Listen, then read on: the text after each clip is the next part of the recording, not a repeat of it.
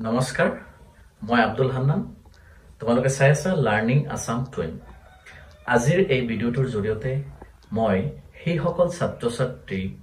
আৰু সেই সকল যুৱক-যুৱতীক এটা সৰু মেছেজ দিব বিচাৰো যি সকল ছাত্ৰ-ছাত্ৰী বা যি সকল যুৱক-যুৱতীয়ে কয় যে মই যিকোনো অনুষ্ঠান বা যিকোনো সভা মিটিংত গৈ পেলাই দুআষাৰ কথা ক'বলৈ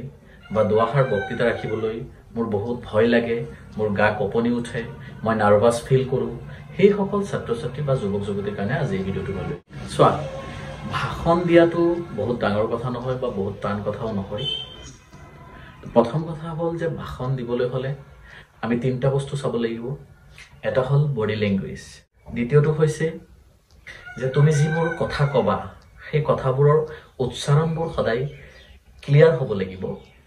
সকলোৱে বুজাকে হ'ব লাগিব আৰু ৩ নম্বৰ কৈছে তুমি যিবিলাক শব্দ কবা এই শব্দবোৰ এনেকুৱা হ'ব লাগিব যিবোৰ শব্দই মানুহক আকৰ্ষণ কৰে বা আকৰ্ষিত কৰিব পাৰে এই তিনিটা বস্তু তোমাৰ লাগিব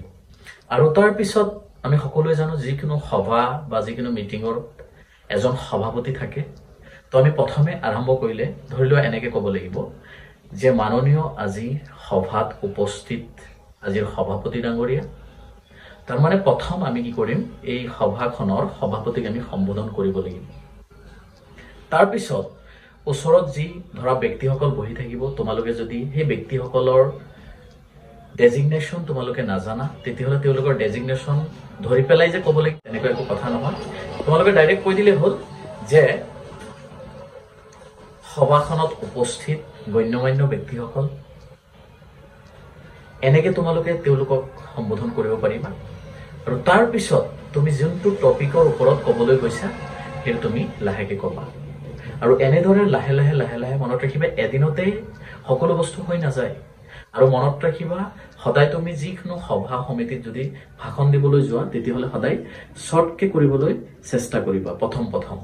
কাৰণ নহলে দীঘলীয়া কৰি লৈ যাওঁতে তোমাৰ কৰবাত না কৰবাত মিষ্টেক হৈ যাব পাৰে বা যোৱাৰ চান্স থাকে গতিকে সদায় মনত ৰাখিবা শৰ্টকে কৰিবলৈ ট্ৰাই কৰিবা তেতিয়া লাহে অভ্যাসত পৰিণত হোৱাৰ লগে লগে তুমি সেই কামটো যোনটো ধৰা তোমাৰ যিটো অসুবিধা পাই আছা সেইটো লাহে সফল হৈ যাব গতিকে ছাত্ৰ-ছাত্ৰীসকল তোমালোকে সভা সমিতিত এনে ধৰণে যদি তোমালোকে লাহে কোৱা আৰম্ভ কৰা তেতিয়া এটা সময়ত তোমালোকে ধুনীয়াকৈ ক'বলৈ শিকি যাবা গতিকে এইখিনি